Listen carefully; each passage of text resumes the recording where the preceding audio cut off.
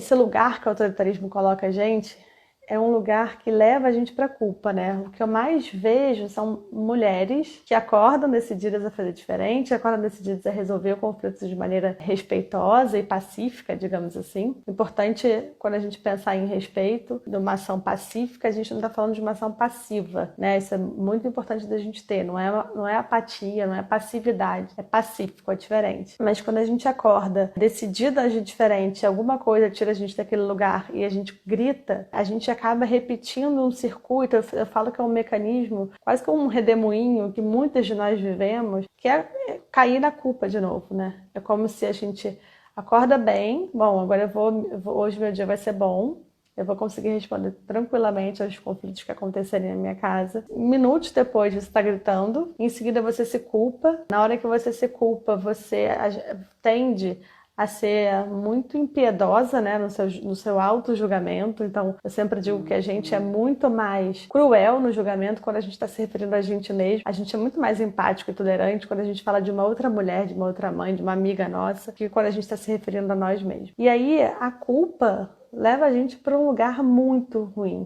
né? Leva a gente para um lugar escuro, pesado, que a gente muitas vezes não consegue sair, né? O Winnicott, ele tem um livro que ele escreve sobre a mãe suficientemente boa. E eu acho que a gente tem que focar nisso, em ser a mãe suficientemente boa para o nosso filho, não a mãe perfeita. Então, ser a melhor mãe que a gente pode ser. E a partir do momento, eu acho que todo mundo que está aqui, que já entendeu, que fez sentido isso que eu trago para vocês, é porque faz sentido pensar sobre uma educação respeitosa. De alguma maneira, isso tocou vocês, né? Então, vocês já estão um passo na frente da maioria das pessoas.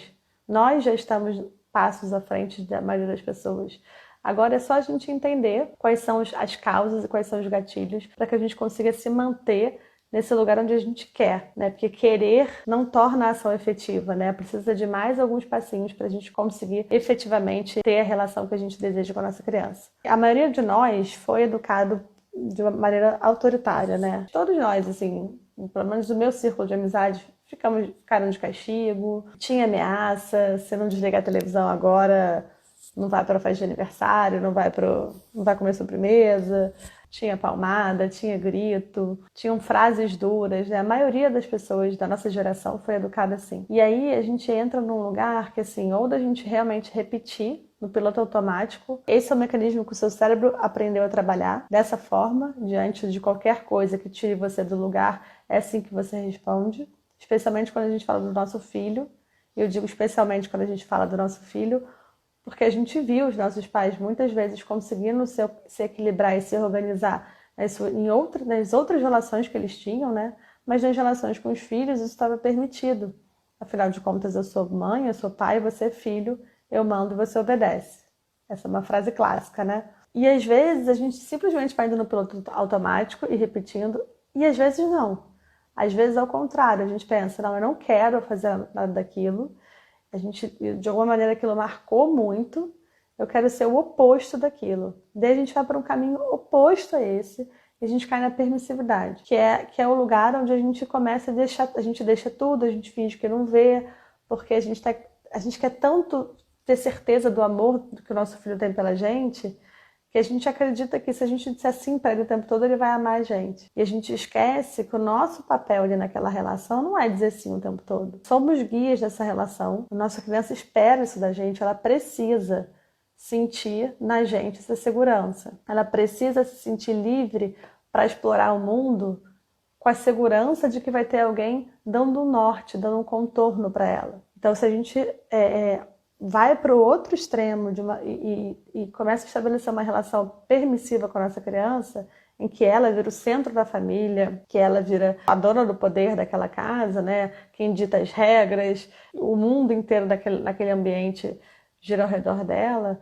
a gente não está oferecendo segurança para ela, a gente não está oferecendo esse contorno, né? Eu digo sempre que as crianças são um rio, e a gente é a margem desse rio. Se a gente imaginasse, né, um rio sem margem é um rio desgovernado, que corre desgovernado. Ele não vai para a direita ou para a esquerda, ele se abre para todos os lugares e se perde. E a gente precisa ser margem, precisa conduzir essa correnteza para algum lugar. Esse é o nosso papel, a gente precisa saber para onde a gente quer conduzir essa criança. Então, uma relação autoritária é uma relação que muitas vezes a gente está só repetindo o que a gente aprendeu E aí a gente coloca o adulto como detentor do saber, do poder, é quem, independente de qualquer coisa, manda. A criança tem a única função de obedecer, ou seja, de abaixar a cabeça e se calar diante do adulto, daquele ser, né, alto, poderoso, diante de qualquer comportamento diferente daquele que o adulto previu, há uma punição. Esse é o lugar de uma relação autoritária. O lugar de uma relação permissiva, como eu falei, a criança é o centro dessa relação e ela anda desgovernada, sem ninguém que a guie. As duas relações são muito preocupantes, né? Tanto uma relação autoritária como uma relação permissiva, ela me causa muita preocupação. Às vezes a gente tende a pensar que uma relação permissiva causa menos impacto negativo na criança, mas não. Eu costumo dizer que ela causa até mais impacto negativo na criança. É claro que eu não estou falando de nenhuma relação, quando a gente fala do autoritarismo, de uma relação de espancamento, né? Estou falando de uma relação autoritária, entre aspas, saudável. Entre aspas, muitas aspas. Mas sim, uma criança sem nenhum limite, sem nenhum guia, uma criança desgovernada, ela pode se tornar um adulto com mais questões emocionais do que uma criança vinda de uma casa autoritária. Então na verdade, a gente não quer nenhum desses dois lugares, mas a gente aprende, por alguma razão, que só existem esses dois lugares quando a gente fala da relação, né? E aí eu quero deixar uma reflexão aqui, para a gente vai voltar nela algumas vezes. Quando a gente está falando, assim, da nossa criança, por exemplo, se ela falar pra gente que ela quer ver televisão na hora que não pode ver televisão, a gente na hora corta ela, dá um grito, diz que é na hora de televisão e pronto. Mas se a gente estiver em algum lugar e alguém ligar a televisão, a gente vai conseguir dizer para ele, não liga a TV agora não é uma hora boa, a gente está jantando. Então a gente acaba conseguindo, com outra pessoa, especialmente se for outro adulto, ter uma fala mais respeitosa, uma fala mais cuidada, uma fala mais empática, mais gentil. Mas com a criança, de novo, né? A gente se permite ser grosseiro, ser ríspido e ser desrespeitoso. Isso acontece de novo, porque foi o que a gente aprendeu, foi assim que a gente, criança, ouviu. Se a gente pensar na história da infância, até o século XVIII, a criança era vista como um adulto em miniatura. Se a gente for ver as pinturas, né, as obras de artes, a criança era retratada como um adulto em miniatura. Não existia essa história de uma comida diferente para a criança, não existiam ambientes favoráveis para a criança, não se pensava em desenvolvimento infantil, em psique, nada disso. No século XVIII foi quando começou-se a pensar, mas ainda assim de uma maneira que, né, eu acho que essa é a evolução mesmo, né, humana, que bom que estamos evoluindo, mas começou-se a pensar nessa questão alimentar, na questão de um ambiente mais propício para a criança, começou-se a pensar na escola, mas ainda precisou caminhar muito para a gente chegar onde a gente está agora. E ainda precisa caminhar muito mais. A nossa geração é uma geração muito privilegiada, porque a gente já era visto como criança, as pessoas já conseguiam pensar no desenvolvimento infantil e tudo mais, mas era tudo muito novo ainda. Então ainda tem muito isso do adulto como dono do poder, como dono da razão sempre, em que tudo pode, tudo se justifica porque eu sou adulto. Então eu posso gritar com você porque eu sou adulto, porque eu tenho muito problema para resolver, porque eu estou muito cansado, e eu posso brigar com você, eu posso gritar. E você tem que... Quando você estiver cansado, quando você estiver estressado, você não tem esse direito simplesmente porque você é criança. E aí a gente vai passando essa mensagem. Essa mensagem foi passada pra gente e a gente acaba repassando isso aos nossos filhos. Quando a gente pensa nesses dois extremos, né, que só existem esses dois extremos, uma relação autoritária e uma relação permissiva, é muito comum para quem está aqui estudando sobre isso, refletindo sobre isso, que a pessoa comece a ficar num movimento pendular, porque ela tá lá, ela se vê autoritária na relação, mas ela deseja não ser mais. E aí ela vai para o extremo oposto e se torna uma pessoa permissiva. Só que essa permissividade não é confortável, né? Se a gente pensar, não, então tá, meu filho pula no sofá todos os dias e isso me incomoda muito, isso é o motivo principal da nossa briga, mas a partir de hoje eu vou fechar o olho e vou fingir que ele não tá pulando no sofá. A gente não vai conseguir, porque não é verdadeiro, né? Não é a nossa verdade. Então ele vai pular no sofá na primeira vez, você vai fechar o olho na segunda, na terceira, até que em algum momento você vai explodir. e vai arrancar do sofá, e vai gritar, e vai falar um monte de coisas, porque não é a sua verdade. Então, quando a gente fala de respeito, é respeito mútuo, respeito pra gente, tanto da criança pra gente, como da gente pra criança. E da gente se respeitar também. Então, também não adianta a gente querer uma coisa totalmente fora do que é a nossa verdade. Então, quando a gente faz vou sair do autoritarismo e vou pra permissividade, isso não se sustenta. Esse lugar da permissividade não se sustenta, porque em algum momento aquilo ali vai me incomodar tanto que eu vou voltar para o autoritarismo. E aí eu vou me culpar, vou me sentir uma mãe ruim e vou voltar para a permissividade. E aí a gente vai indo nesse movimento pendular, tentando encontrar um caminho para essa relação, um caminho mais assertivo, um caminho que fale mais com aquilo que a gente quer, que a gente deseja, mas que a gente ainda não sabe como chegar. E aí, a parentalidade positiva, ela traz esse caminho, ela mostra pra gente que existe um lugar entre um extremo e outro, tem um espaço enorme pra gente seguir. E que cada um vai encontrar a sua maneira de lidar com a sua criança, mas tendo em mente, em primeiro lugar, a questão do respeito mútuo. Então a gente não precisa ficar num lugar ou no outro. A gente pode ficar nesse lugar do meio também. E aí é muito confortável, é muito bom a gente saber que existem outras possibilidades além daquelas duas que a gente conhecia, né? E aí quando as pessoas me perguntam, mas tenho medo de eu não impor ao meu filho tudo aquilo que eu acho que eu tenho que impor, e aí eu virar permissivo, ele ficar sem educação. Essa é uma grande preocupação, né, nossa, que os nossos filhos sejam bem educados. E sim, esse é o nosso papel. Então essa deve ser mesmo uma preocupação. E aí a gente precisa lembrar mais uma vez, como eu estou dizendo aqui, a gente é o guia dessa relação. A gente é o adulto, ele é a criança. Então a gente é sim a autoridade nessa relação. Mas a autoridade não é autoritarismo. A gente não precisa ser autoritário para exercer a nossa autoridade com a criança. Então, a gente pode colocar limites de maneira respeitosa, a gente pode ser firme de maneira respeitosa, a gente não só pode como a gente deve. Só que é um exercício que eu acho que a gente tem que ir fazendo todos os dias até que a gente encontre a nossa voz nesse lugar. Mas é exercitar mesmo, diariamente, 200 vezes ao dia, entendendo que muitas vezes a gente não vai conseguir e que tá tudo bem. A gente, quanto mais consciente, uma vez me disseram assim, quanto mais consciente eu tô, mais eu me culpo. Então quem tá nesse lugar ainda não tá tão consciente. Porque, na verdade, essa consciência, ela serve a nosso favor, pra gente entender. Eu tô voltando pra lá. Caramba, deixa eu ver o que eu posso fazer aqui para voltar para o lugar do meio, porque eu não quero nem muito para a direita, nem muito para a esquerda. E uma coisa que eu gosto muito de dizer, de lembrar a vocês, é que educar como a gente tivesse, vamos imaginar, né, nessa relação entre autoritarismo e permissividade, imaginar a gente andando de bicicleta. Para a gente manter o equilíbrio, essa palavra que todo mundo fala e que a gente às vezes não encontra em lugar nenhum, né? Fica procurando, e a gente não encontra esse tal desse equilíbrio.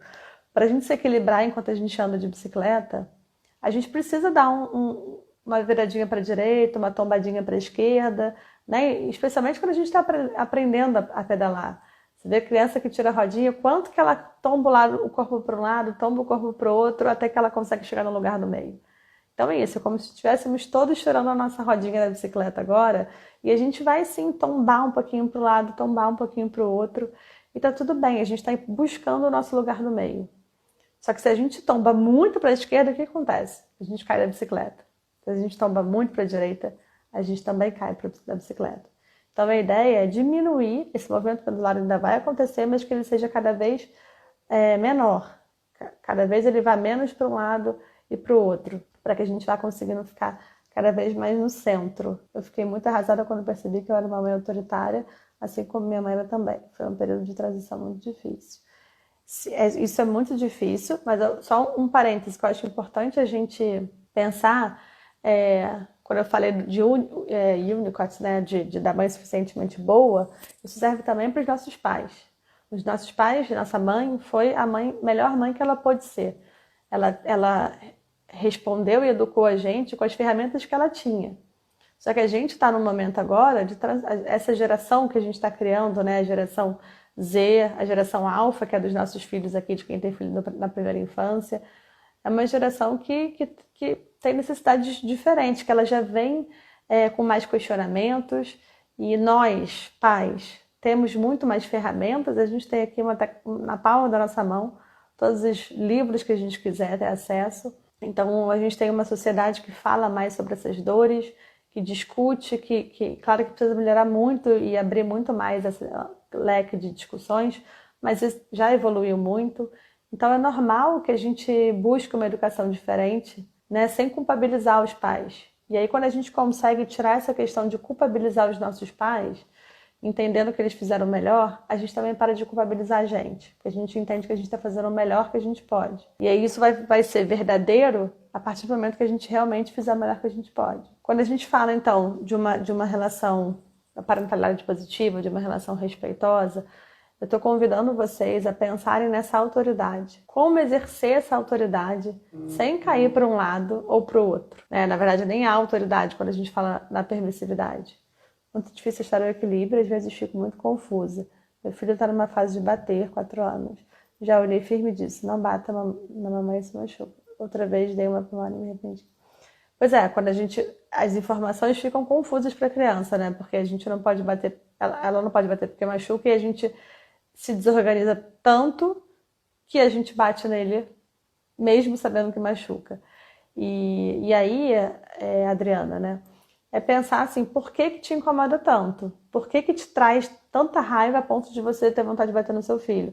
E olhar para isso, em como você organizar essa emoção dentro de você, como você entender, né?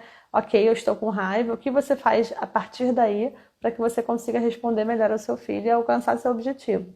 Bater é inadmissível mesmo e educar isso, é repetir 10, 20, 30, 40 vezes, mas a gente precisa se manter no lugar em que a gente escolheu estar, né? E aí também pensar, bom, se eu às vezes não dou conta e acabo dando uma palmada nele, imagina ele que é um menino de 4 anos.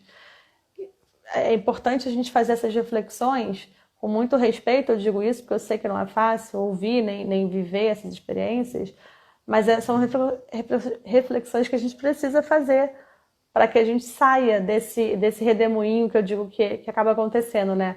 A gente é autoritária, a gente grita, bate, põe de castigo, se culpa, a criança fica mal e aí a gente vai sem conseguir sair desse lugar.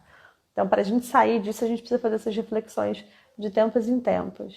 Acho que o meu pavor dele não ser uma criança bem educada faz isso. Então, Roberta, essa é a grande questão, né? Que a gente quer que os nossos filhos sejam bem educados, e tem que ser mesmo. E aí a gente pensar o que é ser bem educado. Ser bem educado é uma criança que, por exemplo, chega na casa das pessoas e fica muito comportadinha, sentadinha, desenhando. Ou ser bem educado é uma criança que consegue entender o quanto que as ações dela impactam no outro, então ela se preocupa com o meio ambiente, né? A gente vai pensar numa criança mais velha, ela é uma criança que se preocupa com o meio ambiente, é uma pessoa que sabe ser gentil com o outro. É a gente refletir também o que é ser bem educado. E aí não significa que, então meu filho pode chegar na casa de todo mundo e quebrar a casa de todo mundo. Não, bom senso nisso, né? Mas a gente entender que tem coisas que são normais da idade. Hoje eu vivi uma situação aqui em casa, que é claro que eu depois fui e conversei com os meus filhos sobre o que tinha acontecido, uma fala deles assim para uma pessoa que eles não têm tanta intimidade, mas eu conversei entendendo que ele não sabia o que que eles não sabiam o quanto que aquilo não era respeitoso, né? Eles foram simplesmente sinceros, e aí a gente vai explicando e moldando eles, mas entendendo que eles estavam tendo uma reflexão genuína, razoável para uma criança, até inteligente, só que não adequada, né, socialmente falando. Então, a gente vai explicando esses conceitos para eles, né? Entendendo que uma criança de 4 anos faz birra mesmo, uma criança de 2 anos faz birra mesmo. E entender não significa permitir, não significa dizer, ele faz birra, então eu vou deixar ele gritar no meio da rua que tá tudo bem, isso é normal. Não, a gente vai buscar mecanismos para ajudar essa criança a se regular, a equilibrar as emoções dela. Mas se a gente consegue entender que é normal no desenvolvimento dela aquilo, a gente tende a responder de maneira mais pacífica também. Porque entende que se a gente responde de uma maneira desregulada, a gente não está ajudando o nosso filho a se regular.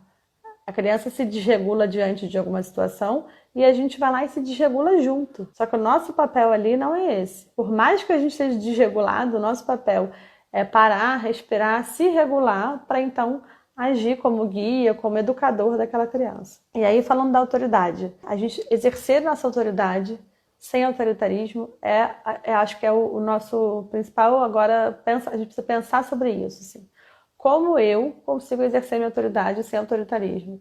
Bom, dialogando, sendo empático, chamando a criança para refletir sobre as suas ações, independente da idade. Claro que uma criança muito pequena, de 1 ou 2 anos, a gente vai usar outras ferramentas. A gente vai pensar na conexão antes da correção, em redirecioná-la.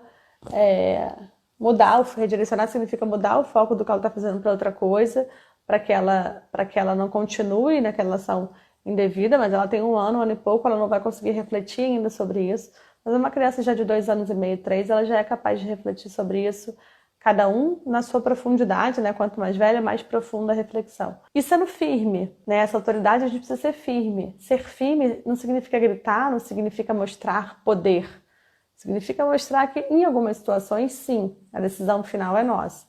Então a gente pode acolher, dizer que a gente sabe que não está legal, que aquilo não era o que ele gostaria de ouvir, mas que a gente, como mãe, como pai, sabe que nesse momento aquilo é o melhor para ele, aquilo vai trazer melhores resultados para ele. E a gente vai acolher, eu sei que você está chateado, mas vamos lá. Quem sabe amanhã você consegue fazer isso, quem sabe no mês que vem.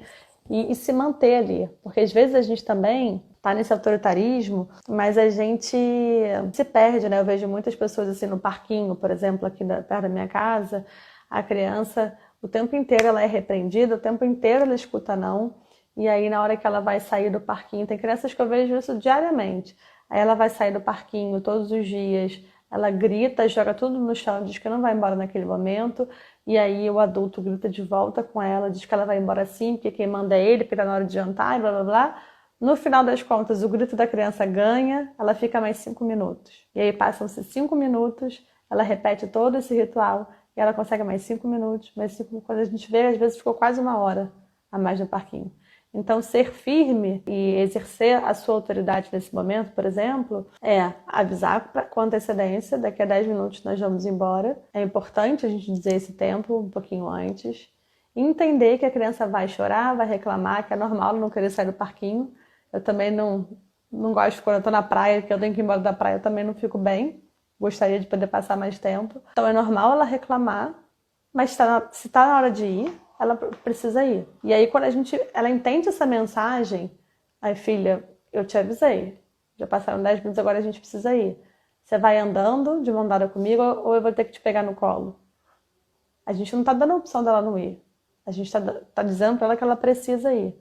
E aí, nesse caminho, dizer, olha, eu sei que você queria ficar mais, hoje não vai dar, mas amanhã a gente pode voltar. O que você quer trazer para brincar amanhã no parquinho? Se a gente vai flexibilizando o tempo, à medida que a criança chora, a gente ensina para ela. É isso mesmo, chora e grita que no fim você consegue o que você queria.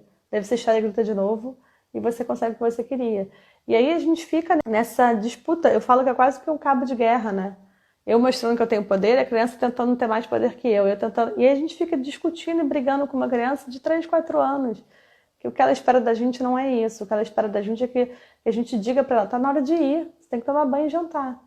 E amanhã você vai voltar aqui. Vamos no meu colo, vamos andando, e aí vai andando, procurando formiga pelo caminho. Aí a gente vai tirar o foco daquele negócio de não querer se despedir das pessoas.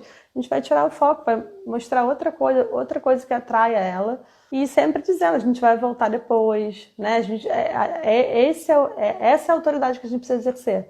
Não adianta a gente começar a gritar com a criança que ela vai sair, puxá-la pelo braço. Isso é uma cena super violenta até para quem está vendo. Imagina para quem está vivendo aquilo. Violento para a gente também.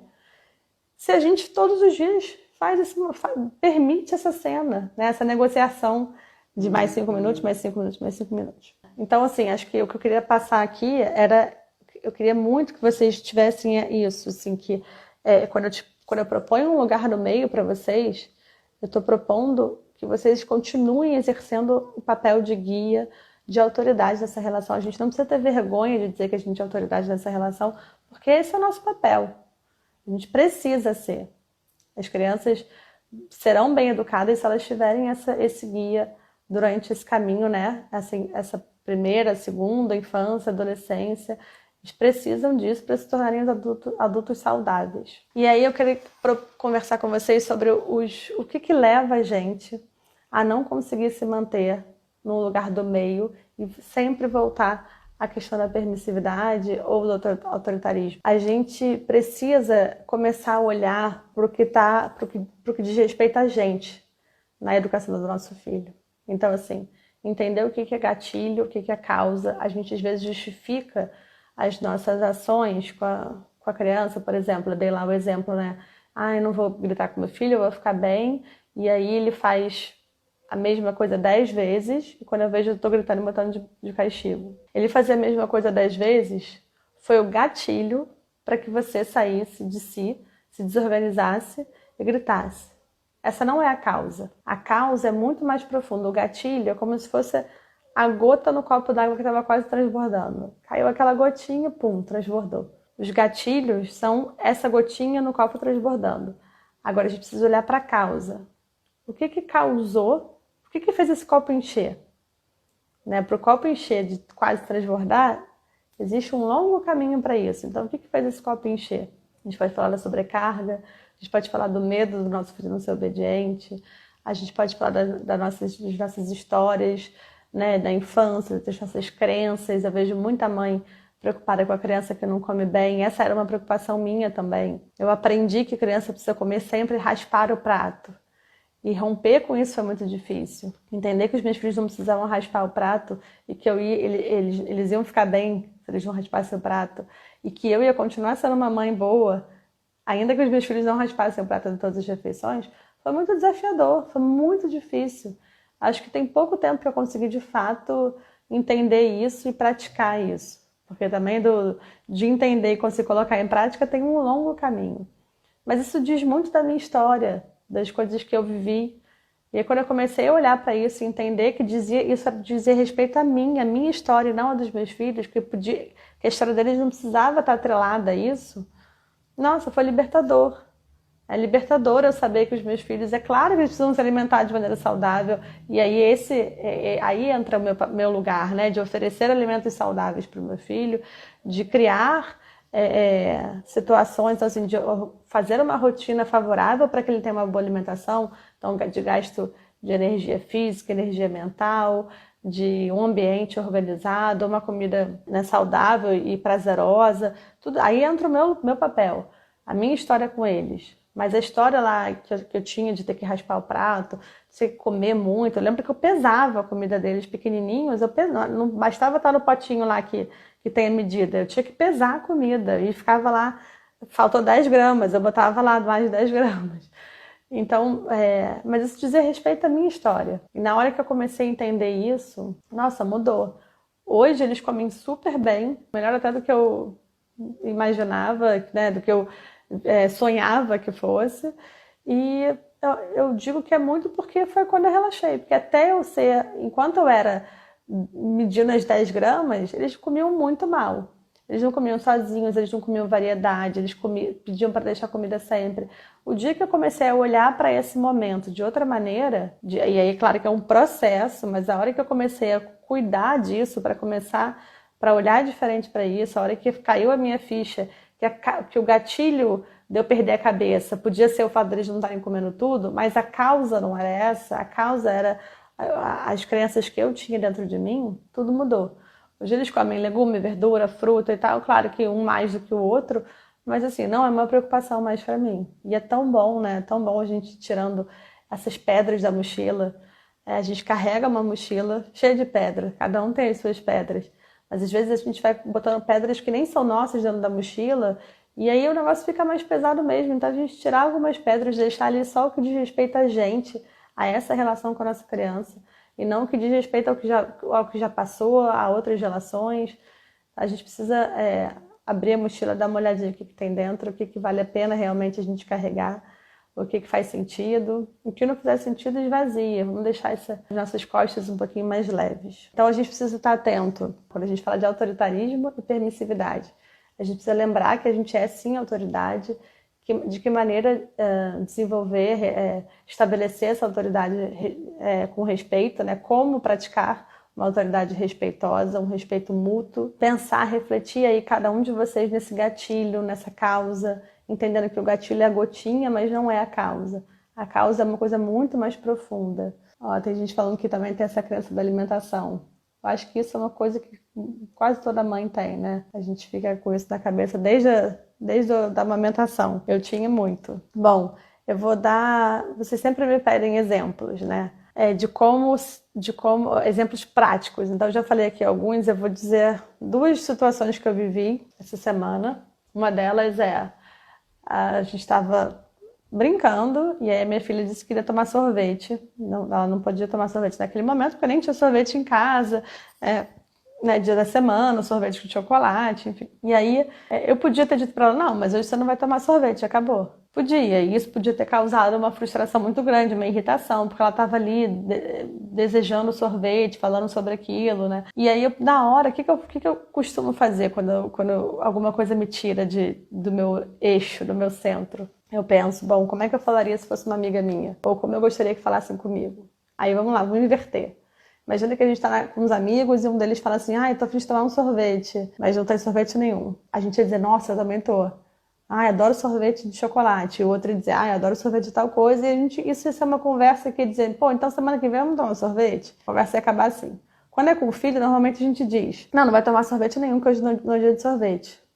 E aí aquilo ali, ele estava no desejo, desejando uma coisa, jogando verde às vezes para ver se dava certo, e você vai, pá, corta com o negócio, corta de vez. Já tem uma fala totalmente ríspida e desrespeitosa que a gente não teria com outra pessoa, a gente não falaria assim se fosse com um amigo nosso, porque a gente perdeu a paciência porque, sei lá, não almoçou bem e tá pedindo sorvete. E aí, quando eu vivi essa situação aqui do sorvete, eu falei pra ela, filha, nossa, quanto tempo que eu não como sorvete? Nossa, eu queria tomar um sorvete de limão. Aí ela disse, não, eu queria tomar um de chocolate, vamos? Não, hoje não dá pra gente tomar sorvete de chocolate, mas a gente pode tomar no sábado. Então tá, no sábado vamos tomar. Vocês entendem, assim, a diferença? Porque, às vezes, um pedido de sorvete no meio do dia já causa um alvoroço na casa, né? Porque não comeu bem, porque acabou de brigar com o irmão e tá pedindo sorvete. Outra coisa que eu vivi agora também esses dias, que eu tenho vivido constantemente, é a questão do tédio. As crianças estão em casa, não tem muito o que fazer, eu tô trabalhando, e aí o tempo inteiro eles pedem que eu fique próximos a eles e ficam super frustrados porque quase nos horários que não são os horários que eu me organizo para estar com eles, eu não posso. E tem dias que eles entendem bem, tem dias que eles não entendem bem. E quando eles não entendem bem, eles começam a ficar no quarto reclamando, aí bate a porta, diz que não tem nada para fazer, e vão lá para mim e diz, mãe, não tem nada para fazer. Aí eu sempre pergunto, o que você quer fazer? Não sei. Falei, vamos pensar. O que você acha que você pode fazer aqui dentro do seu quarto? E aí eu vou trazendo perguntas para ele pensar o que ele quer fazer, para ele encontrar essa resposta sozinho. Porque ele não precisa da minha presença, ele não precisa de eu estar ali do lado dele para se divertir, né? O tédio que ele está sentindo vai continuar existindo se ele não souber buscar ferramentas, se ele não souber criar oportunidades de diversão para ele. Eu preciso dar esse ensinamento ao meu filho. Então, fazer perguntas, né? Então, a primeira coisa que eu falei era a gente pensar quem é essa criança, como é que eu falaria se fosse um amigo meu, como é que eu gostaria que falassem comigo, e fazer perguntas. Fazer perguntas, gente, é muito fantástico. E perguntas que levem a pensar. Não adianta a gente fazer aquela pergunta que a resposta é muito óbvia, vai ter que ser simples. Se não for sim, por exemplo, bom, você acha que eu sou louca? A resposta vai ter que ser não, né? O seu filho vai dizer que sim, você vai ficar mais brava ainda. Então, assim, perguntas abertas que levem a criança realmente a pensar. O que você quer fazer? Em vez de ele vir me perguntar o que ele pode fazer, eu perguntar para ele o que você quer fazer. E, não sei. Então, vamos pensar. O que você já fez hoje? Me conta. E a gente vai junto, para um pouquinho, vou ter que oferecer um tempo para ele, é claro, e ajudar ele sozinho a descobrir o que ele quer fazer, né? Porque a gente também não ter medo desse tédio e ensinar para a criança que o tédio não é ruim, que o tédio é bom, o tédio pode trazer muitas coisas novas, né? Muitas novas experiências novas, muitas pesquisas importantes. E se ele responder ver televisão, alguém colocou aqui, se não for horário de ver televisão, vai ser dito para ele, realmente, você já viu televisão hoje, o seu horário de TV já passou, mas amanhã anota aí num papelzinho, eu sempre falo isso, anota no papelzinho o que você lembrou que você queria ver que é tão importante assim, que aí amanhã você assiste. Mas hoje já passou o seu horário de TV. Uma coisa que eu botei aqui que é muito importante, e eu falei no comecinho, vamos pensar assim, qual é a nossa intenção quando a gente está educando? Se a nossa intenção que estabelecer uma relação respeitosa entre a gente, a criança e a gente, a nossa fala precisa ser coerente à nossa intenção. Então, o tempo inteiro, tudo isso que eu estou propondo, né, são ações que a gente precisa, às vezes, mecanizar, porque elas não estão, como eu falei, a gente aprendeu uma relação autoritária. A gente aprendeu a bater, a gente aprendeu a gritar, a gente aprendeu que diante do erro tem uma punição. Fazer diferente não é simples.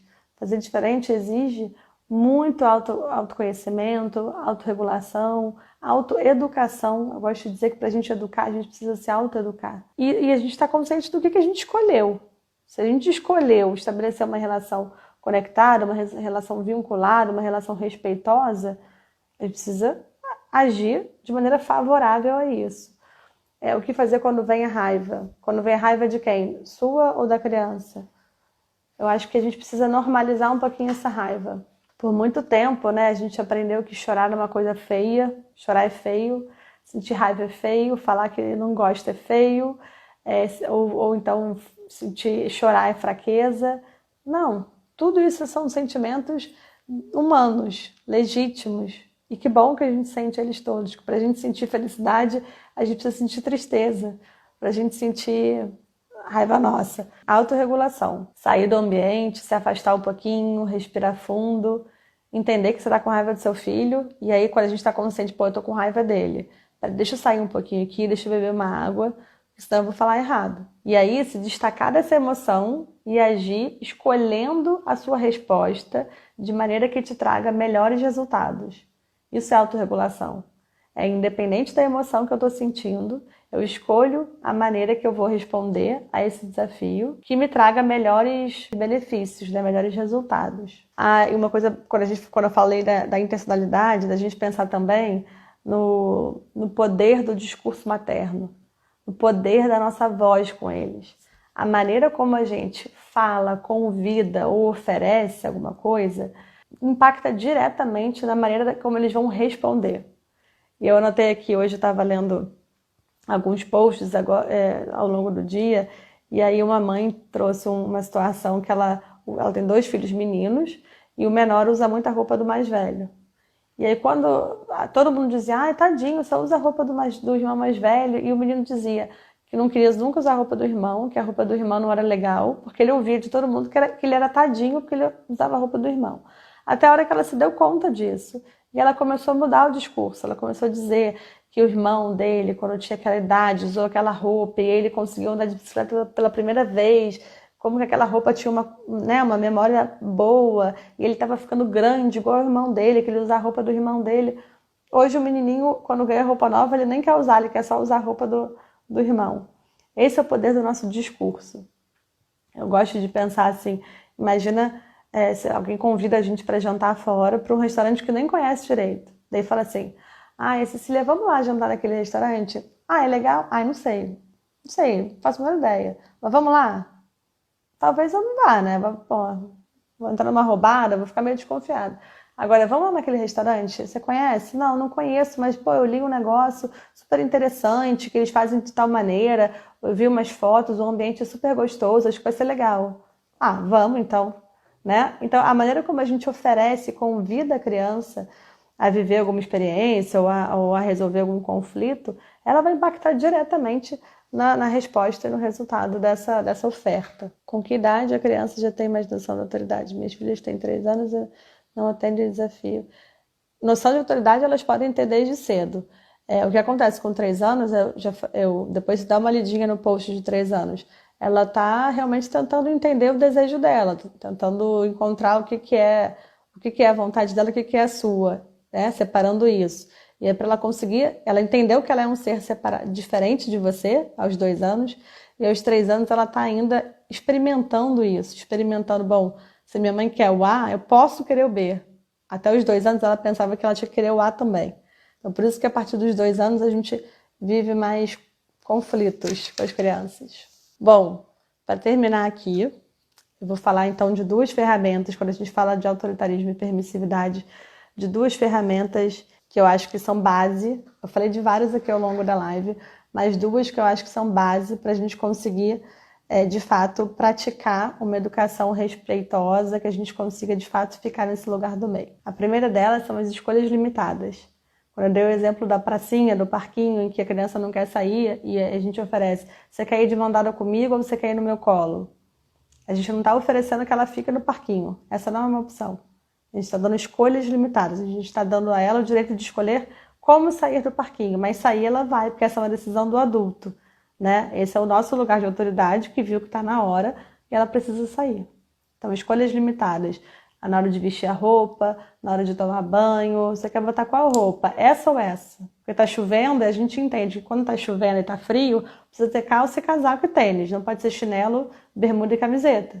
Então a gente vai pegar duas opções dentro dessas que a gente sabe que são as corretas e vai dizer, você quer ir com essa ou com aquela? Ah, eu quero ir com um outro modelo que não é apropriado, né? Não, esse aqui não dá para você ir. Você pode ir com esse ou com esse. Eu vou deixar aqui em cima, você escolhe. E aí a gente pode sair e deixar a criança escolher. Ela vai entendendo, cada vez que a gente vai se mantendo firme, cada vez que a gente vai sendo constante, persistente nessa ação, ela vai entendendo como é que a banda toca.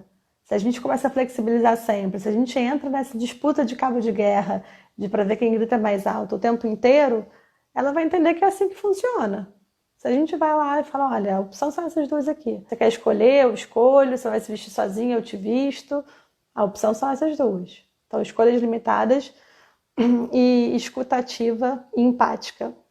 Escutativa e empática é o que eu falei, né, também no início, da gente ser empático, da gente pensar como é que eu gostaria que o meu filho respondesse, como é que eu gostaria que falassem comigo, como é que eu falaria se fosse um amigo meu, como é que eu me sentiria se falassem assim comigo. E escutativa é a gente ouvir a criança de maneira empática e ativa, ou seja, a gente escutar o que ela está dizendo, legitimar a dor dela e a vontade dela.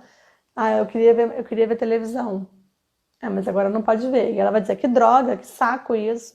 É chato você não poder ver televisão agora, mas você já viu antes.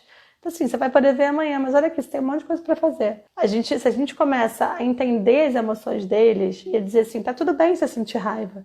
Tá tudo bem você tá chateado comigo, tá tudo bem você tá bravo. Só que assim, eu vou te ajudar a ficar melhor, mas o direcionamento não vai mudar, vai continuar sendo aquele ali que eu falei inicialmente. E aí a criança vai entendendo esse lugar de autoridade, vai se sentindo respeitada e acolhida, e a gente vai ensinando a ela o que é o respeito, porque também a gente fala muito de respeito com as crianças, você precisa respeitar os outros, você precisa ser educado, você precisa...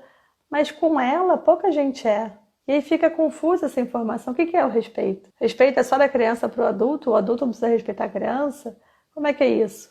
Né? Então, as escolhas limitadas, escuta ativa e empática são ferramentas básicas para ajudar a gente nessa resposta, para a gente tentar ficar no lugar do meio.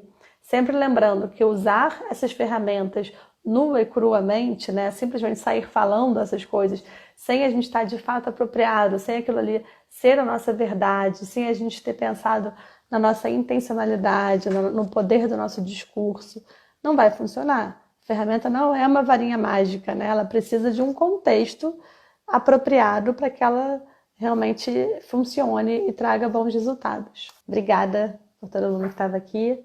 Obrigada pelo carinho de vocês. E é muito importante para mim isso, gente, porque eu vou alcançando cada vez mais pessoas e a gente vai aumentando, fazendo uma rede grande e ajudando a formar crianças mais saudáveis. A gente tem um mundo também mais saudável emocionalmente. A gente precisa deixar uma herança boa para esse mundo. E eu acredito muito que as crianças que a gente tem aqui da nossa frente são potentes para isso. Só precisam de educadores para ajudá-las. Um beijo, gente.